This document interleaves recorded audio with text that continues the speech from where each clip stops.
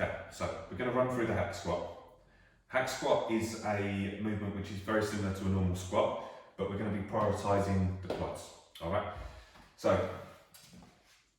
before we approach this machine, we want to get it all set up, okay, for the hack squat movement, because this machine can double up as two different machines. It can double up as a leg press and a hack squat.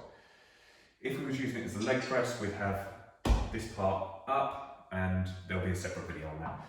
But today, hack squat, the first thing we do, we're going to push on this and lift that back rest up so it's out of the way.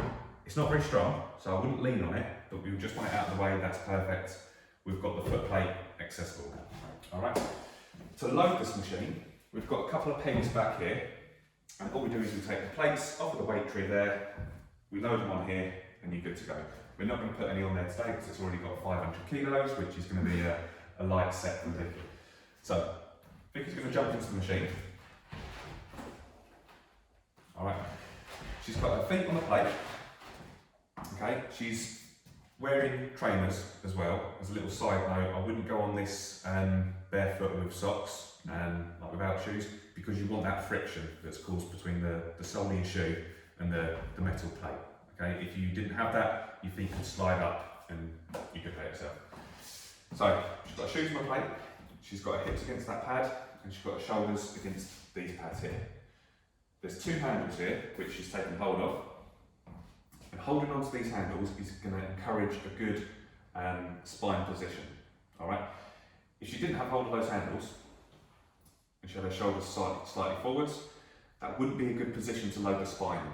So by holding onto these handles, we automatically get into that good starting position.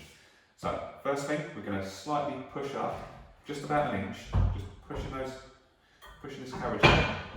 And then we've got two handles, one on this side, one on that side, which Vicky's already done. All you do is you lift them up, bring them in, and then back down. They may flop out ever so slightly, but that's fine. Now Vicky's got the weight. So she's going to get her feet set, all nice and comfortable. She's going to think about bracing her abs, okay, as if she's trying to take a punch to the stomach, that sort of thing. She's getting all this set, and she's thinking about pushing her hips back into that pad. She's slowly going to come down, keeping her heels down, slight pause at the bottom. She's going to think about tensing her quads, making these as hard as possible as she pushes through her heels, and she drives her back into that pad. Let's go again. Slowing that way down, pause at the bottom.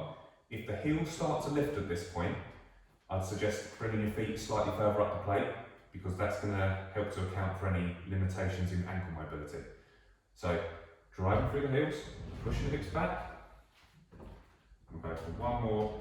If Vicky was to get to this position and find that she hasn't quite got it in the legs to push back up, she can just climb out of it. There's a stop there, so she's not going to get squashed underneath all that weight. Let's drive back up.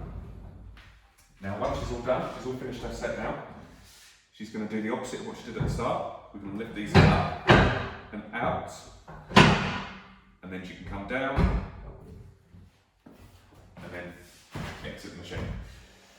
Once you're finished, take the weights off, put them back where you found them at the start. That comes back down,